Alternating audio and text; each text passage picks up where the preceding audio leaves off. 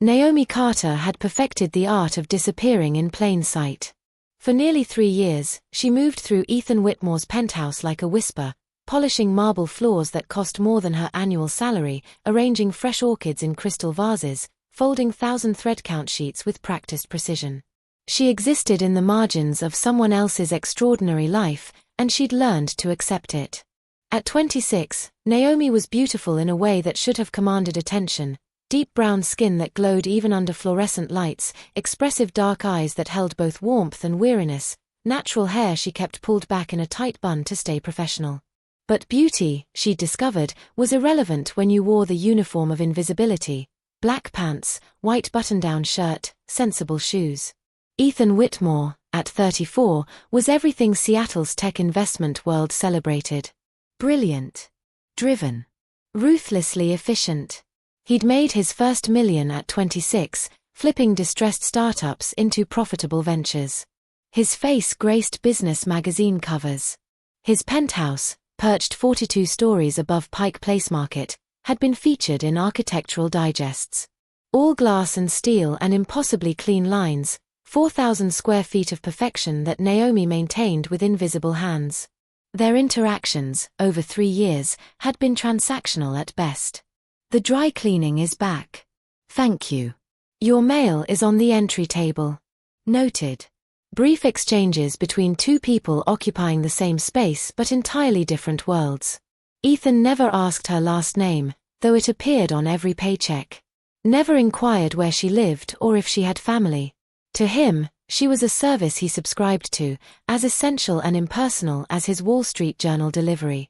Naomi told herself it didn't matter. The job paid more than she could earn anywhere else with just a high school diploma, and she needed every dollar. Back in Oakland, her father had died of a heart attack when she was 19, leaving her mother, her younger sister Destiny, and her to figure out survival. Her mother worked double shifts as a nursing assistant, her body slowly breaking down. Destiny, brilliant at 16, needed supplies, tutoring, a laptop that actually worked. So Naomi cleaned. She cooked. She organized. She sent money home and pretended everything was fine. The irony was that Naomi saw everything about Ethan that he thought he was hiding. She saw the rotation of model-thin girlfriends who never lasted more than a few weeks. She saw him work until 2 a.m., laptop screen reflecting in the dark windows, tension carved into every line of his body. She noticed the prescription bottles in his bathroom, anxiety medication he never took, sleeping pills he stockpiled. She'd found photographs of a younger Ethan with his parents, back when his smile reached his eyes, back before whatever happened that transformed him into this polished, distant version of himself.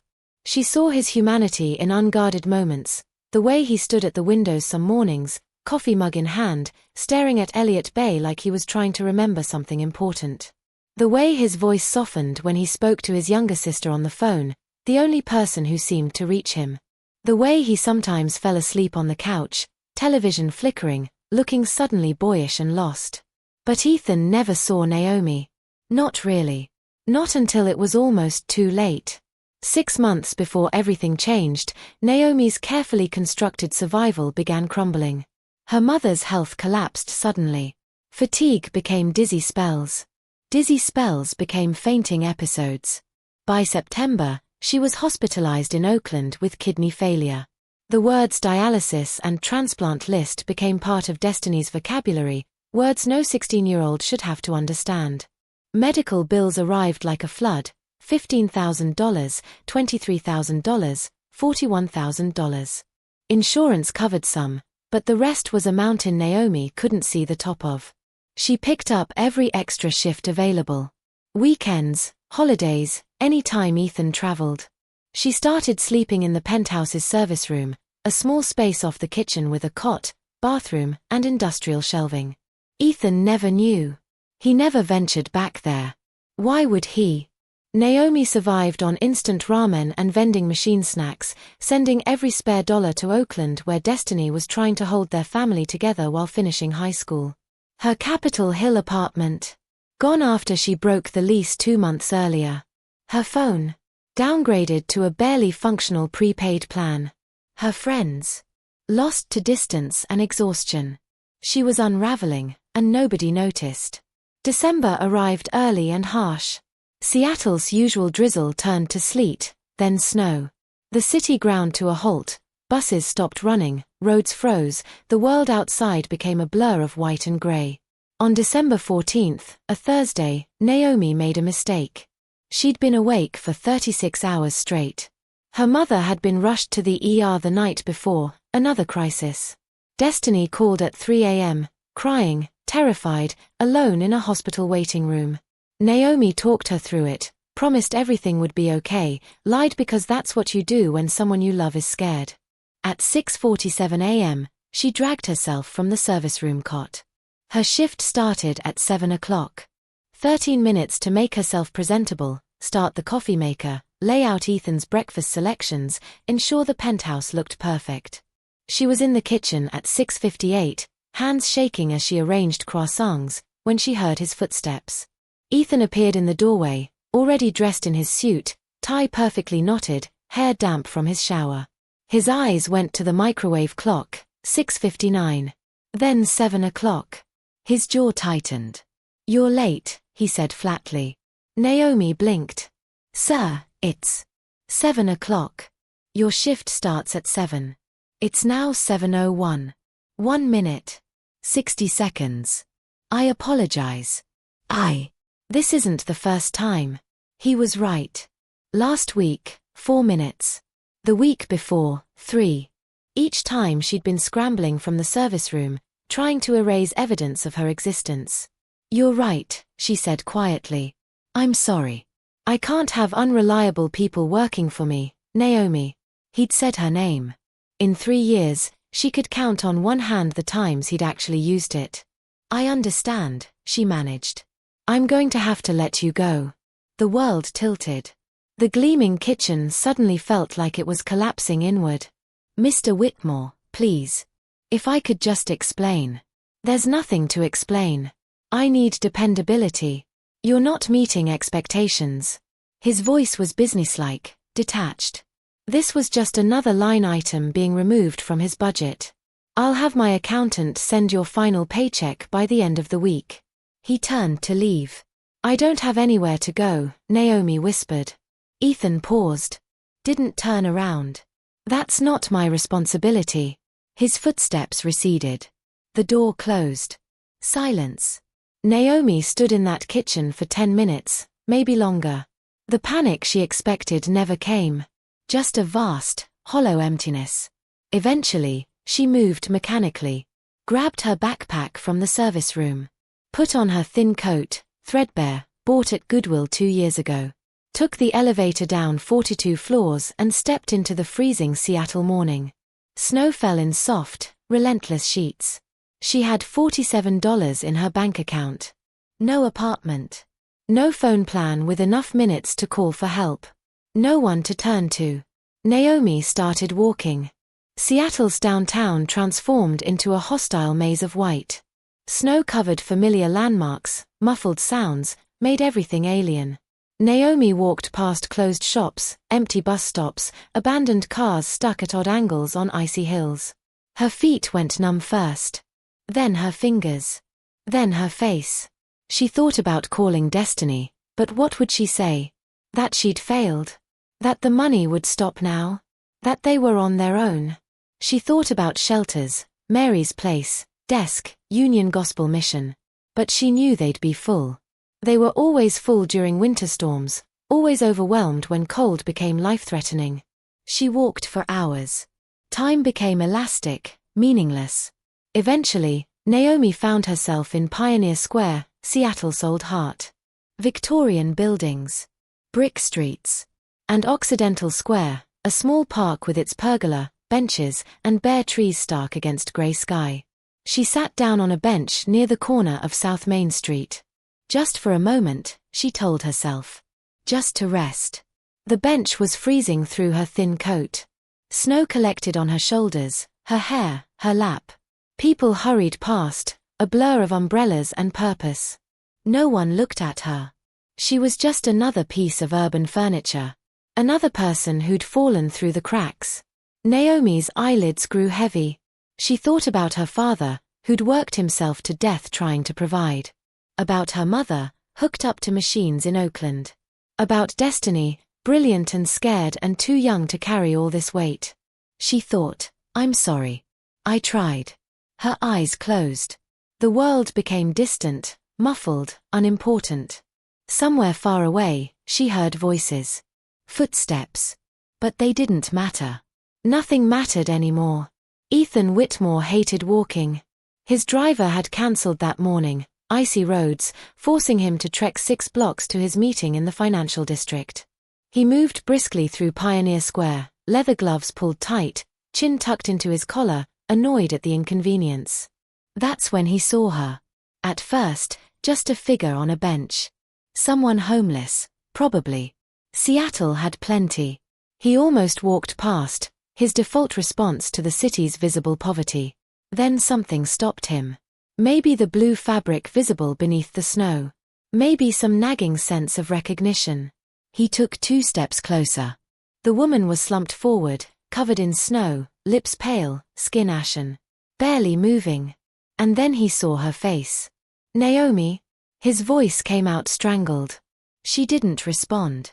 Couldn't. He moved closer, pulled off a glove, touched her arm. Her skin was ice cold, like touching metal left in a freezer. Panic hit him. Real, visceral panic. Not the kind from missed deals or market crashes. This was primal. Human. He fumbled for his phone, hands shaking. 911, I need an ambulance. There's a woman unconscious in Occidental Square, corner of Main and Occidental. She's freezing. Please hurry. The operator's voice was calm, professional, asking questions.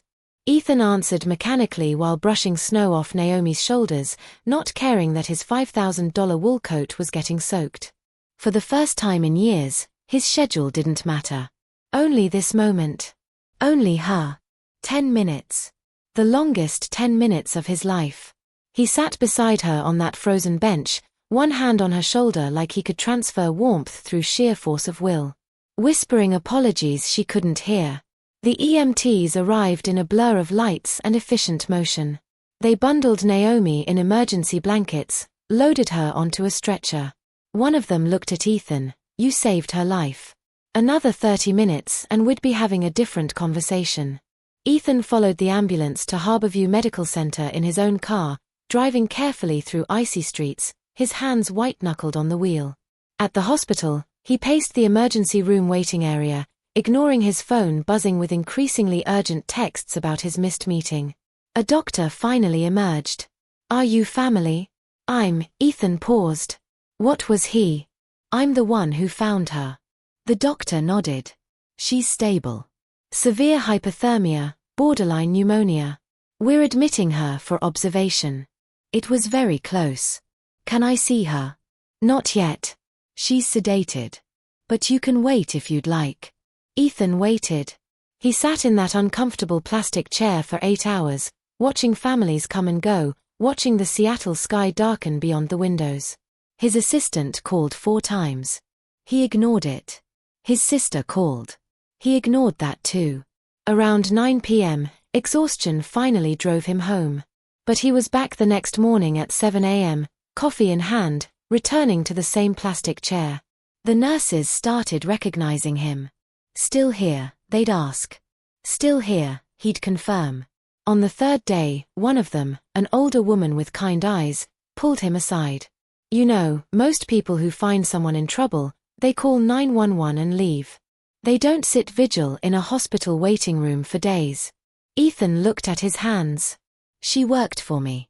I fired her. The day I found her, I'd fired her that morning.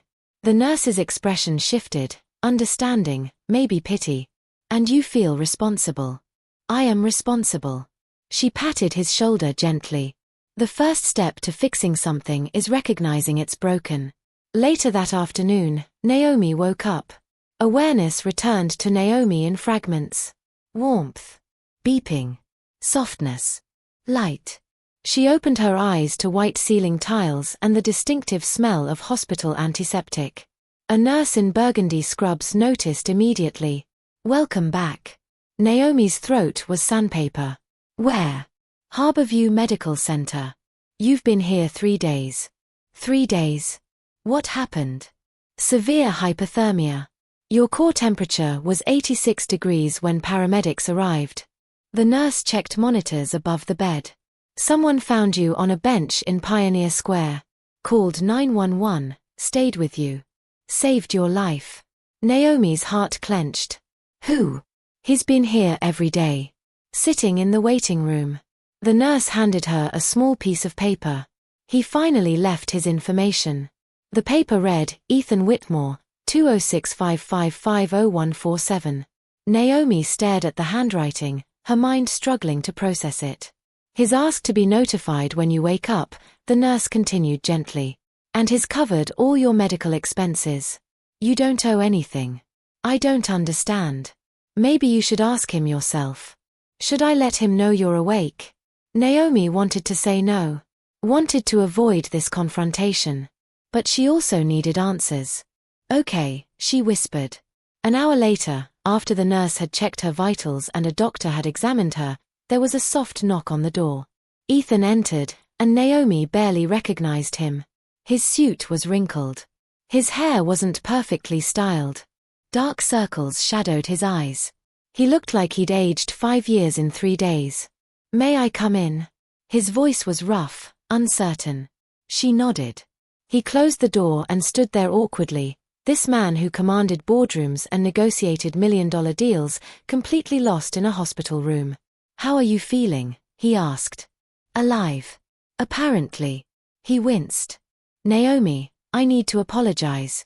I need to. He stopped, started again. I fired you. I fired you for being 1 minute late, and I had no idea you had nowhere to go. I didn't know your mother was sick or that you'd been sleeping in my service room or that you were. His voice cracked. I didn't know anything because I never bothered to ask. Tears burned behind Naomi's eyes. I found you on that bench, Ethan continued. I almost walked past. I was annoyed about my meeting, annoyed that I had to walk. And then I saw you, Anne. He swallowed hard. I thought you were dead. For a moment, I thought I was looking at a dead woman, and it was my fault. Why did you stop? Naomi asked quietly. I don't know.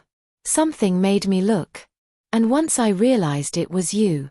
He sat down in the chair beside her bed. The paramedics said 15 more minutes. That's how close it was. They sat in silence. Machines beeped. Someone's voice crackled over the intercom. I'm sorry, Ethan said finally. I'm so deeply sorry. For firing you. For never seeing you. For being the kind of person who... He pressed his palms against his eyes. For 3 years, you worked for me. 3 years. And I never once asked if you were okay. I never asked about your life, your family, your struggles. I just assumed if you showed up and did the work, everything was fine. And I almost... He couldn't finish the sentence. Naomi watched him struggle with the weight of what he'd done. Part of her wanted to make this easier for him. But a larger part knew he needed to feel this. All of it. Why are you here now? She asked. He looked up, eyes red. Because I need to do better. Because you deserved better from me. And because, he paused. Because I want to make this right. If you'll let me. You can't undo what happened. I know. But I can try to do right going forward. Naomi studied his face. This wasn't the same man who'd fired her. Something fundamental had shifted. Whether it would last, she didn't know. But in that moment, she saw genuine remorse. Okay, she said softly. Okay. Over the next 5 days, while Naomi remained hospitalized for observation, Ethan became a constant presence. He arrived each morning with coffee and breakfast from the cafeteria. He sat in the uncomfortable chair beside her bed. And for the first time in 3 years, they actually talked. At first, the conversations were awkward, stilted. But gradually, walls came down. Ethan asked about her family, and Naomi told him. About her father who'd coached Little League and made terrible pancakes. About her mother who'd sung in the church choir and was now fighting for her life in Oakland. About Destiny, who wanted to be a civil rights lawyer and wrote poetry and was the smartest person Naomi had ever known. She told him how she'd come to Seattle at 23, chasing dreams of something better. How she'd worked her way from hotel housekeeping to private domestic service. How his job posting had seemed like finally finding stability. And when he asked what he should have seen, she told him that too. About working sick because she couldn't afford to miss shifts. About going hungry to send more money home. About the slow erosion of her life, friends, apartment, phone, dignity, until nothing remained but work and survival. Ethan listened. Really listened. And she watched shame and horror transform his face with each story. On the fourth day, he brought someone new, a woman in her 40s carrying a leather portfolio. Naomi, this is Rebecca Chen. She's an employment attorney. Rebecca smiled warmly. Mr. Whitmore has asked me to review his employment practices, starting with your case. What happened to you? Termination without cause, notice, or severance, that's legally questionable. But more importantly, it reveals a systemic problem we need to address. Ethan leaned forward. I've spent the last week examining everything. My companies, my properties, my employment practices. What I did to you, I've been doing to dozens of people. Maybe not as dramatically, but the same fundamental problem, treating human beings like interchangeable parts. Rebecca opened her portfolio. We're conducting a comprehensive audit of all Whitmore Investments' employment practices. Domestic staff, maintenance crews, office personnel. Wages, benefits, working conditions, termination procedures. Everything. And we're going to fix it, Ethan said. All of it. Naomi didn't know what to say. I can't undo what happened to you, he continued. But I can make sure it never happens again. To anyone.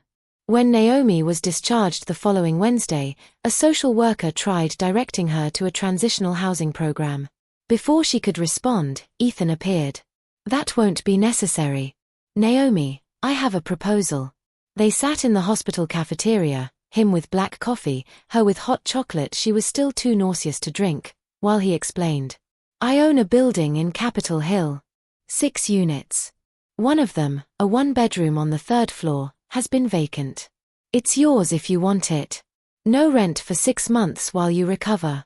After that, below market rate adjusted to your income. Naomi stared at him. Why would you do that? Because I owe you more than an apartment, but it's a start. I can't accept charity. It's not charity. It's restitution. I took everything from you. I'm trying to give you space to rebuild. Pride wanted her to refuse. But pride didn't pay bills or help family. Okay, she whispered. Thank you. Ethan drove her to the building himself. It was beautiful, brick facade, tall windows, tree-lined street. The 3rd-floor apartment had hardwood floors, big windows overlooking the street, actual counter space in the kitchen, a bathroom with a tub. It felt like a palace. I had some things delivered, Ethan said, gesturing to furnished rooms. Living room with a couch and TV. Bedroom with a bed and fresh linens. Kitchen with a stocked refrigerator. Tears streamed down Naomi's face. Why are you doing this? He was quiet for a long moment. Because 3 years ago, you came to work for me with hope and determination. And I systematically crushed both until you had nothing left. Because I looked at you every day and saw a function instead of a person. His voice caught. Because when I found you on that bench, I realized I'd become exactly the kind of person I despised. And I don't want to be that person anymore. The first week in her new apartment, Naomi mostly slept.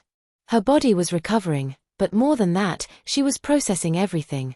The near-death experience, the unexpected salvation, the strange new reality she'd woken into. Destiny called from Oakland, crying with relief.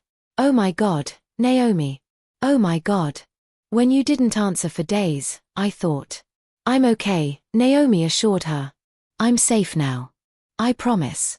She told Destiny an edited version of events, leaving out the worst parts. Her sister was already carrying too much weight. Ethan checked in daily, always respectful, never intrusive. He'd text, "How are you feeling? Need anything?" At first, Naomi's responses were brief.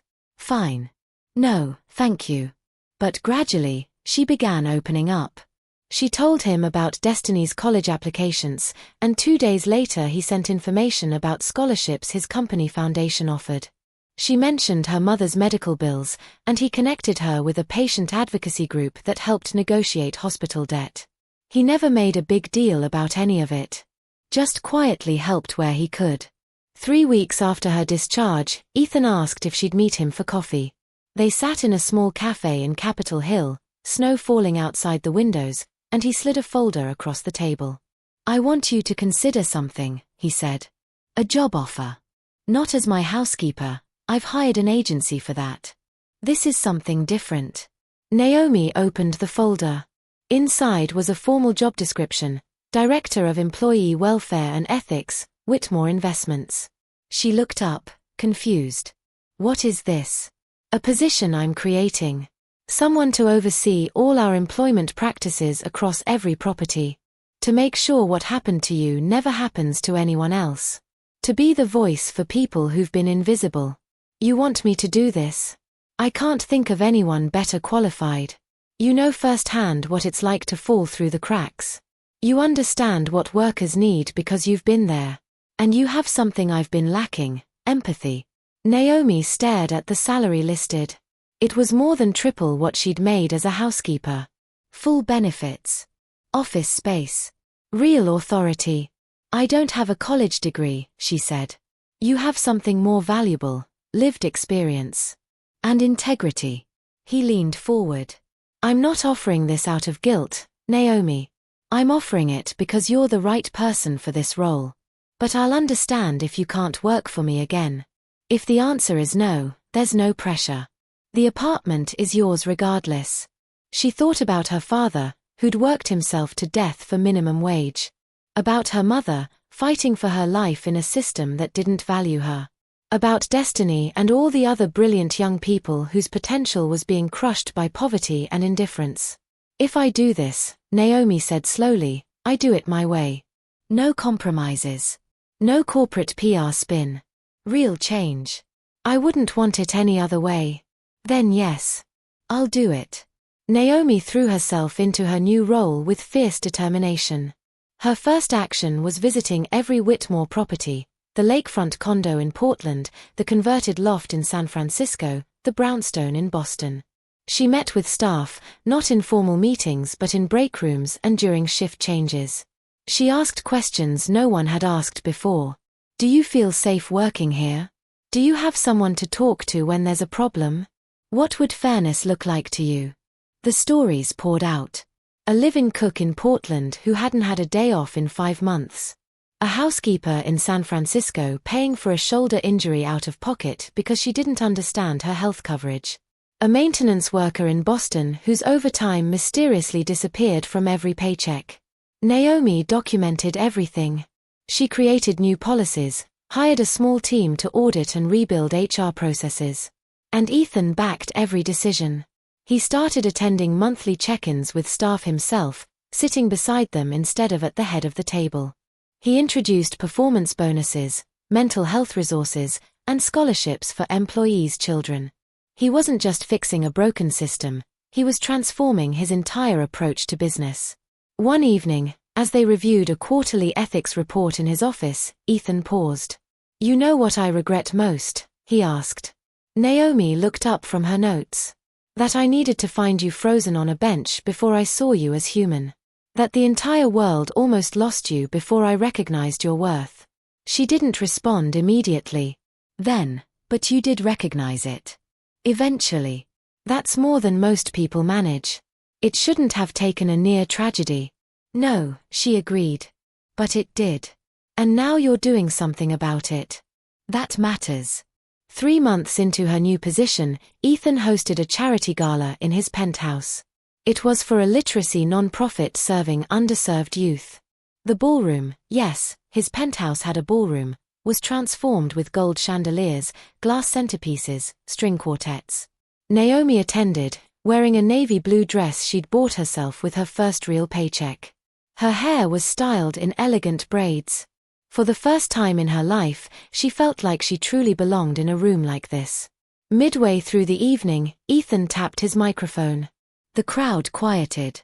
"I've spent most of my life building companies and chasing contracts," he began. "I thought that made me successful. But a woman who worked in my home showed me what real strength looks like. She showed up when the world forgot her. She endured when no one noticed. She suffered in silence because people like me didn't ask." He turned toward Naomi. Every head in the room followed his gaze. "Tonight, I want you to meet the woman who changed everything. Who reminded me that business isn't about the bottom line, it's about the people who make that bottom line possible. Naomi Carter, Director of Employee Welfare and Ethics." The applause was thunderous. People who would never have noticed her before, developers, lawyers, investors, stood and clapped. Naomi walked to the stage, her hands shaking, her heart pounding. When she reached the microphone, she didn't have a prepared speech. She just spoke from the heart. "I used to think power meant controlling something, owning something. But I've learned it's about lifting someone, seeing someone, doing the right thing even when nobody's watching." She paused. "I was invisible. But I'm not anymore. And neither are the hundreds of workers whose lives we're working to change." The applause that followed wasn't about pity. It was about recognition. Backstage afterward, a young woman approached Naomi. She was catering staff, maybe 20, her name tag reading Jasmine. "Miss Carter," she whispered. "Your story, that was me last year. Homeless, working nights, trying to keep my little sister fed." Naomi placed a hand over hers. "You're not invisible either." Jasmine nodded, tears streaming down her face. Later that night, after the guests had left, Naomi found Ethan on the back terrace overlooking the city lights. "You were remarkable tonight," he said. She looked out at Seattle's skyline. "I was just honest. Sometimes that's the most remarkable thing." 2 days after the gala, Naomi stood in her office, her actual office with frosted glass doors and a desk with her family's photo on it. She looked at herself in the small mirror she kept in her drawer. Same face. Same eyes. But something fundamental had changed. For the first time in years, she saw a woman she respected staring back. Not the maid who'd hidden behind silence. Not the girl who'd disappeared into others' lives. But a leader. A survivor. Someone who mattered. She threw herself even deeper into her work. They launched the Invisible No More initiative, a company-wide program focused on 3 pillars: proper compensation and benefits for all staff, training managers to recognize and respond to employee distress, and creating emergency support funds for workers facing family or housing crises. They rolled it out across 6 properties in the first month. The feedback came fast. Janitors who'd worked 30 years were finally recognized by name. A cook at the Seattle estate got her first dental checkup in a decade, covered by the company's new benefits. A driver in San Francisco used the emergency fund to pay for his son's asthma medication. With every story, Naomi felt the weight of her past lifting. But not everything was smooth. One afternoon, a senior executive named Wallace stormed into her office, face red, voice sharp. "What's the meaning of these revised employment contracts? You're inflating our cost projections by 30%. Naomi stood slowly, meeting him eye to eye. "I'm adjusting them to match the actual cost of treating employees like human beings." He scoffed. "You think you're some kind of savior? No. I'm someone who survived. And I won't let others drown quietly while people up the chain don't care enough to look." Wallace tried going over her head to the board. Ethan shut him down publicly. "If you don't like our new structure," Ethan told him in a board meeting, "you're welcome to find another company that values profits over people. That's not who we are anymore." Wallace resigned a week later. No one missed him. Outside of work, something unexpected was developing between Naomi and Ethan. Not romance, not yet, maybe not ever, but a deepening friendship built on mutual respect and shared purpose. Ethan started checking in on Destiny, bringing her college prep books and asking about her classes.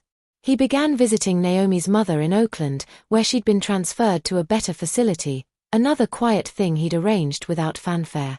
One night, Naomi's mother laughed so hard at one of Ethan's terrible jokes that she spilled her dinner. "I don't know what happened to that man," she told Naomi later, "but it's like somebody cracked his heart open." Naomi nodded. Maybe they did. One Saturday morning, Ethan asked if Naomi would visit the bench with him. The bench where he'd found her. They stood in Occidental Square, snow falling softly.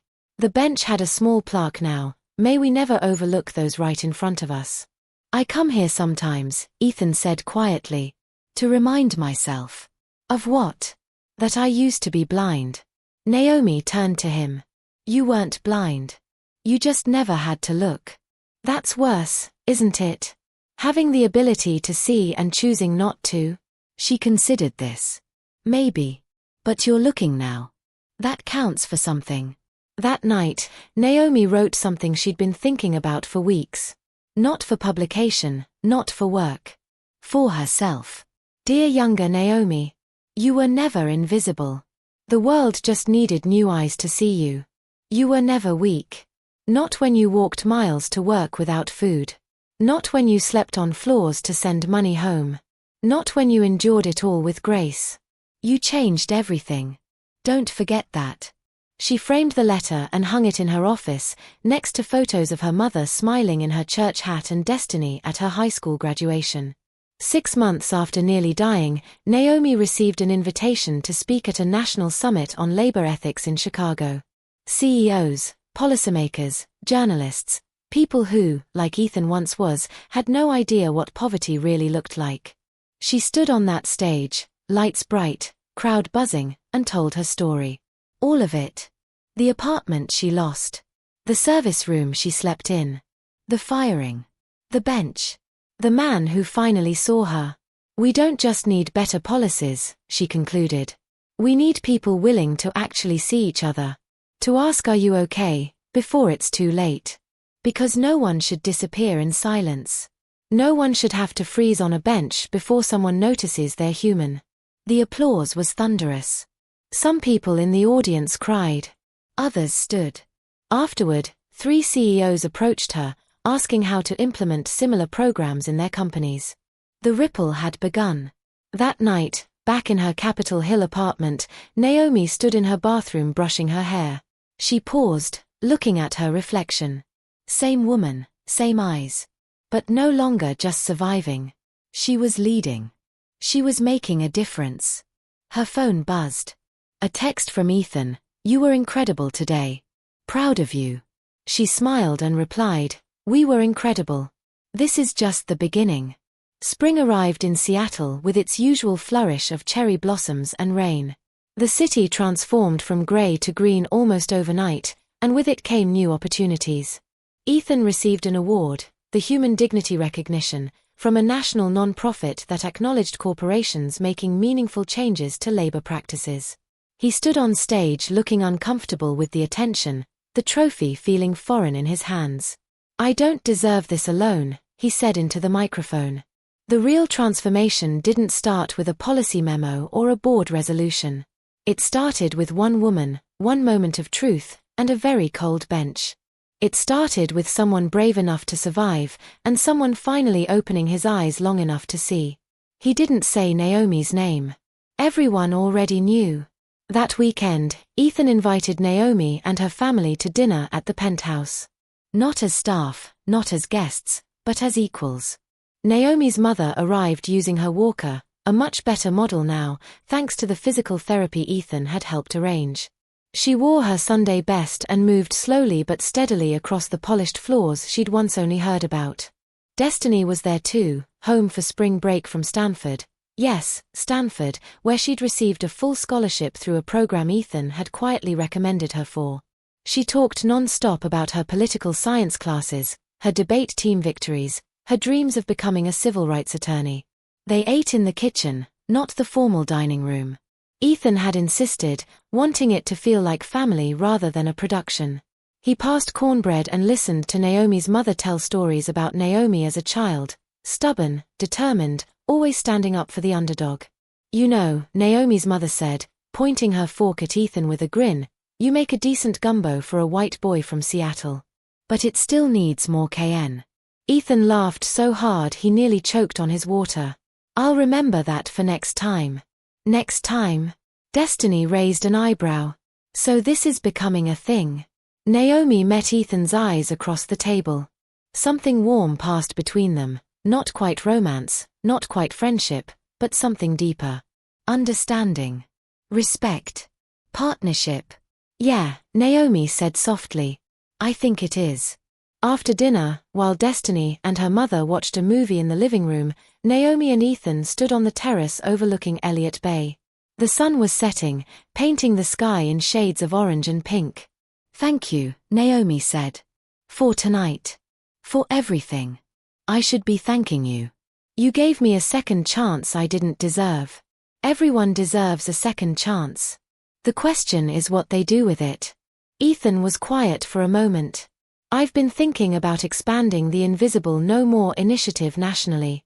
Creating a consulting branch that helps other companies implement similar programs. And I want you to lead it. Naomi turned to him, surprised. That's huge. It is. It would mean travel, speaking engagements, building a team. It would be challenging. But I can't think of anyone better suited for it. What about Whitmore Investments?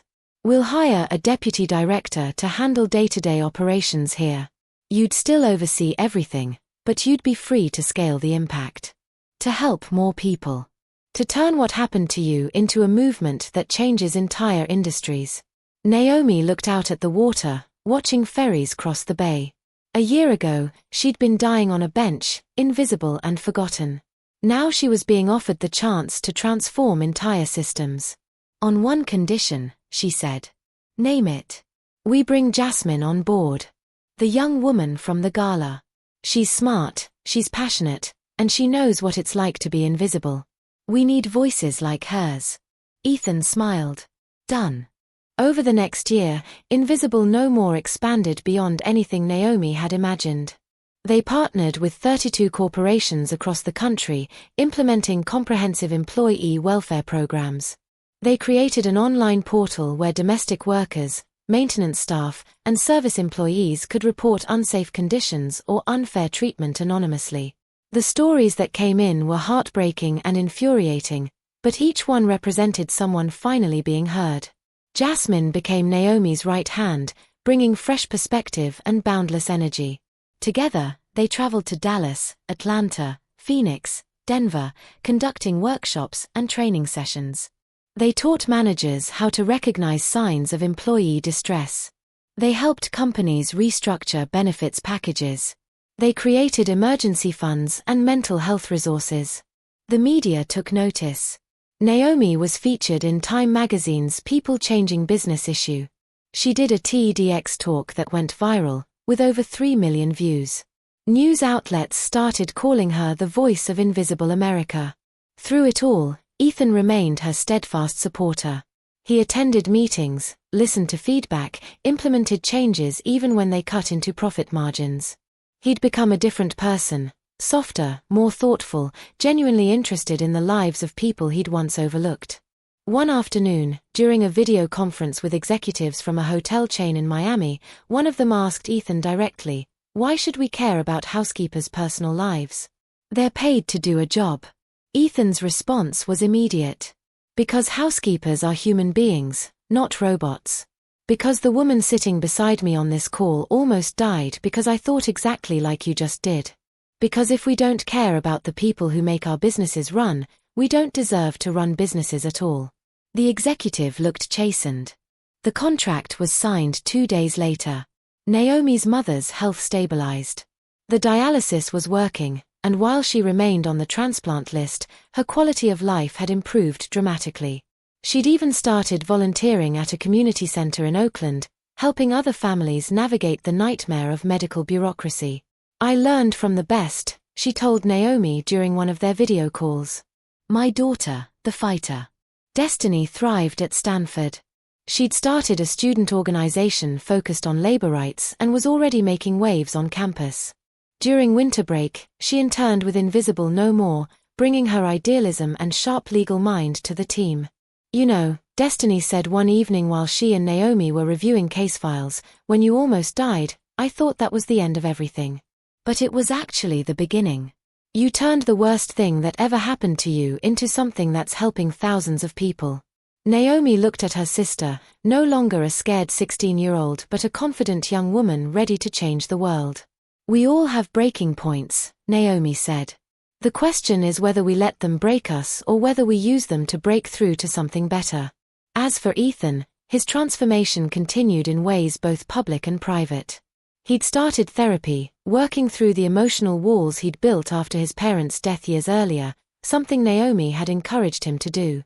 He'd reconnected with his sister, who'd been estranged for years. He started a foundation funding college scholarships for children of domestic workers. He even took a sabbatical from Whitmore Investments to focus on the Invisible No More initiative full-time, recognizing that this work mattered more than his next deal. One evening, about 18 months after finding Naomi on that bench, he knocked on her apartment door. When she answered, he was holding a folder. "What's this?" she asked, inviting him in. "Something I've been working on." He handed her the folder. Inside were architectural plans, budget projections, and a mission statement for a new project, the Carter Center for Worker Dignity and Rights. Naomi's breath caught. What is this? A training center and advocacy hub. A physical space where workers can come for resources, legal help, counseling, job training. "I'm donating the land and funding construction. But I want you to name it, design it, run it. It's yours." Tears filled her eyes. "Ethan, this is too much. It's not enough. It'll never be enough to make up for what I did, what our system does to people like you every day. But it's a start." He paused. "You've spent the last year and a half helping me build a better business. Let me help you build something that's entirely yours."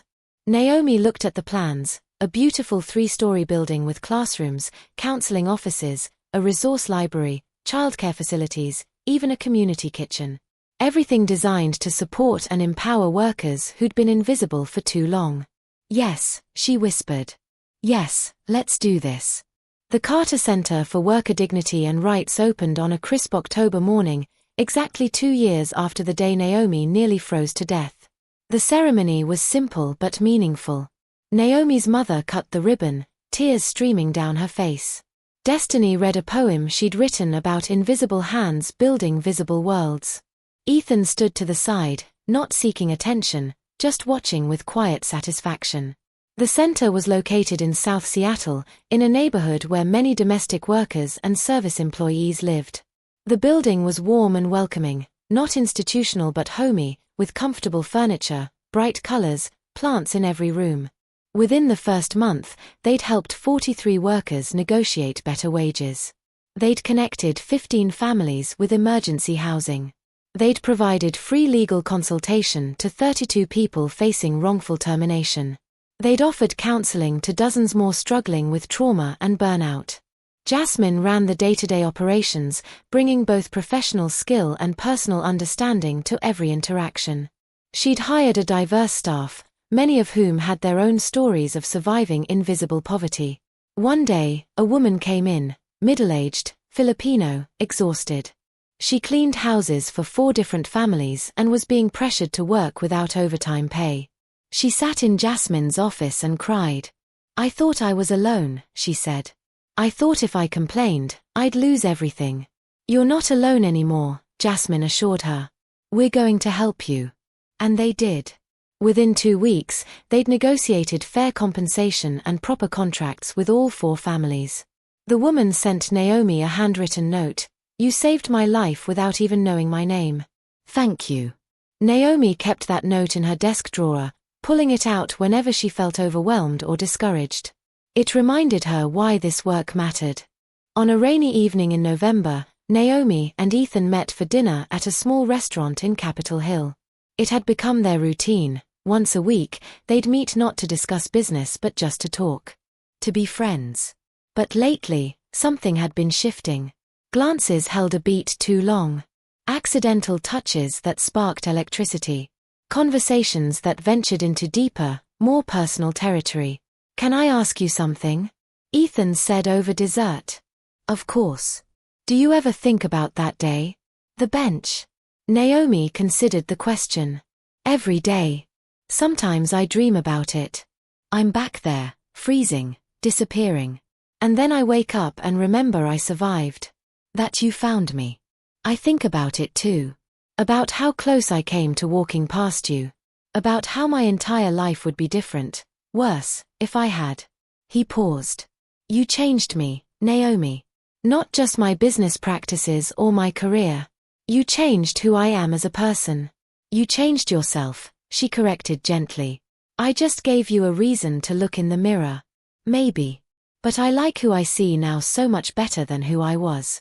He reached across the table, hesitated, then took her hand. I know our history is complicated. I know I was your employer, and I treated you terribly, and any relationship between us has a massive power imbalance baked into its origin story. But I also know that somewhere along the way, you became the person I most want to talk to, work with, be around. And he took a breath. I've fallen in love with you. And I'll understand completely if you don't feel the same way or if the history makes this impossible, but I needed you to know. Naomi's heart raced.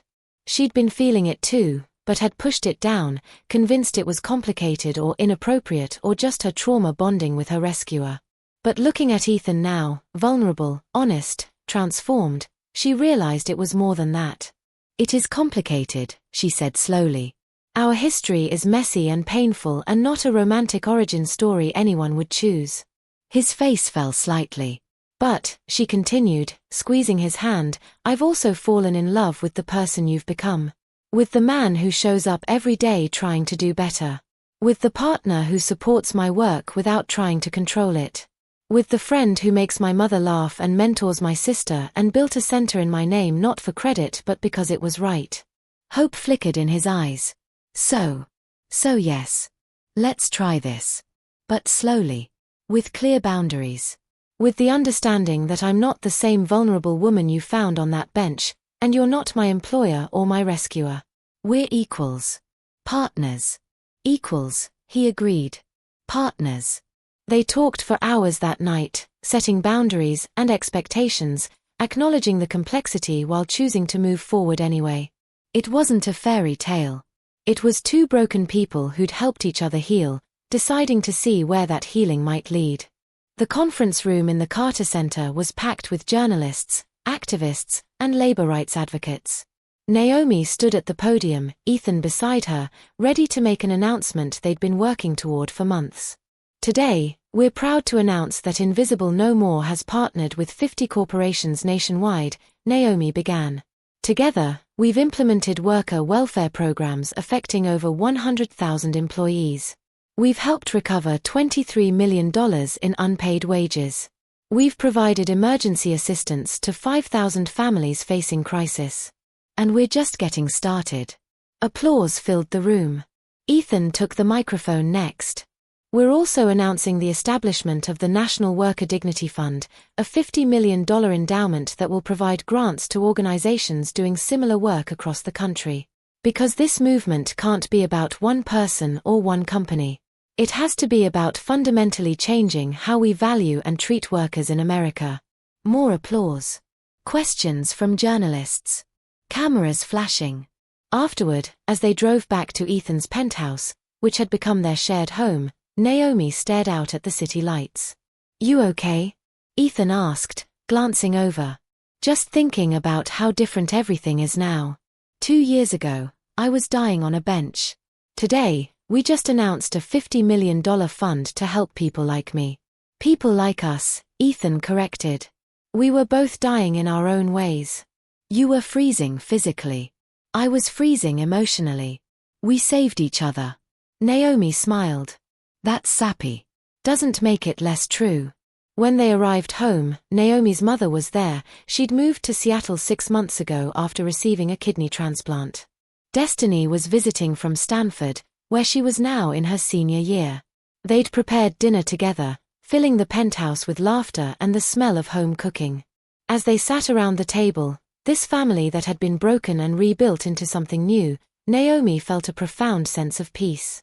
She thought about the woman she'd been, invisible, struggling, alone. And she looked around at who she'd become, a leader, a voice, someone who'd turned her pain into purpose. What are you thinking about? Destiny asked, noticing her sister's faraway expression. Just that we're here, Naomi said simply. All of us. Together. Alive. And thriving, her mother added, raising her glass. Don't forget thriving, baby. We're not just surviving anymore. We're building something beautiful. They toasted to that. To survival and thriving. To second chances and new beginnings. To seeing and being seen. The auditorium at Seattle University was filled to capacity. Students, faculty, community members, and press had come to hear Naomi Carter speak at the graduation ceremony where she was receiving an honorary doctorate in social justice. She stood at the podium in her cap and gown, looking out at the sea of faces. Somewhere in the crowd were Ethan, her mother, Destiny, now a civil rights attorney working at the ACLU, and Jasmine, now executive director of the Carter Center. 5 years ago, Naomi began, I was a woman the world had decided didn't matter. I was invisible. Disposable. 1 minute late to work, and I lost everything. I came within 15 minutes of dying alone on a park bench, and nobody would have noticed except as a sad statistic. The auditorium was silent. But someone did notice. Someone stopped. Someone chose to see me when it would have been easier to look away. And that single act of attention, of recognition, started a chain reaction that has changed thousands of lives. She paused, emotion swelling in her chest. I tell you this not because my story is unique, but because it's not. Right now, in this city, in this country, there are thousands of people working invisible jobs, living invisible lives, one crisis away from disaster. And we have a choice. We can walk past them, or we can stop. We can look. We can ask if they're okay. We can build systems that see them, value them, protect them. Applause rippled through the crowd. The work we've done through Invisible No More and the Carter Center is just the beginning. We've helped change corporate policies, recovered wages, provided emergency assistance. But the deeper change, the change that really matters, is in how we see each other. In choosing empathy over indifference. In recognizing that every person we encounter is carrying a story we know nothing about, fighting battles we can't see. She looked directly at the graduating students. So my challenge to you, as you leave this place and enter the world, is this: see people. Really see them. The janitor cleaning your office. The person serving your coffee.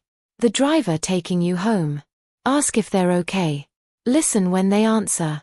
Use whatever power and privilege you have to lift others up.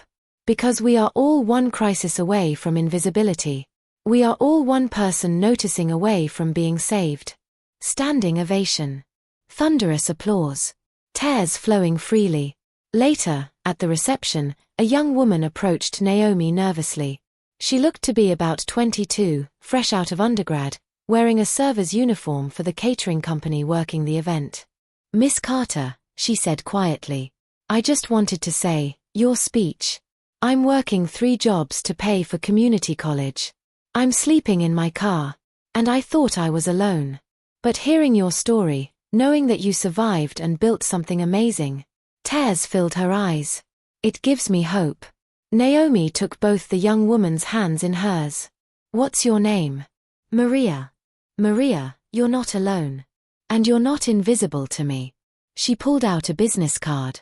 This is the direct line to the Carter Center. Call them tomorrow. We help people exactly like you. Housing assistance, emergency funds, job training, everything. Promise me you'll call.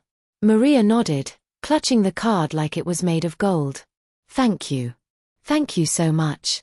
As Maria walked away, Ethan came up beside Naomi, slipping his arm around her waist. You know, he said softly, 5 years ago, I would have walked right past that girl. Never even seen her. I know. But you taught me to look. You taught me that everyone matters. That attention is a form of love, and indifference is a form of violence. Naomi leaned into him. We taught each other. I taught you to see. You taught me that I was worth seeing. They stood there together, watching the celebration swirl around them. Watching Destiny network with attorneys. Watching Naomi's mother laugh with old friends. watching Jasmine talk passionately with donors about expanding the center's services. And Naomi thought about that bench in Pioneer Square, about the cold and the snow and the certainty that she was disappearing. She thought about how close she'd come to becoming just another statistic, another forgotten person lost to a system that didn't value her. And she thought about how one person's decision to stop, to look, to care, had changed not just her life but thousands of others. "We should go back there," she said suddenly. "Where?" "The bench. I haven't been back since that day we visited 2 years ago." They drove there that evening, as the sun was setting over Seattle. Pioneer Square was busy with tourists and locals heading to restaurants. The bench sat in its usual place, the plaque still readable, "May we never overlook those right in front of us." They sat down together, and Naomi closed her eyes, remembering. Feeling the ghost of that cold. That fear. That certainty of ending. "I'm glad you stopped," she said quietly. "I'm glad I finally learned to see," Ethan replied. They sat there as darkness fell, two people who'd saved each other from different kinds of freezing, who'd built something warm and meaningful from the coldest moment of their lives. And somewhere in Seattle, Maria was calling the number on that business card, hope flickering in her chest. And somewhere else, a manager was asking an employee if they were okay, really okay. And somewhere else, a CEO was reading about Invisible No More and deciding to audit their employment practices. Ripples. Endless ripples from one act of recognition. Naomi smiled and squeezed Ethan's hand. They'd turned the worst night of their lives into a movement that was changing the world, one visible person at a time. And that, she thought, was the truest form of redemption. If you enjoyed this story, don't forget to comment your thoughts, hit the like button, share it with someone who loves a good twist, and subscribe to Tales by Shaldra for more emotional, heart-gripping stories every week.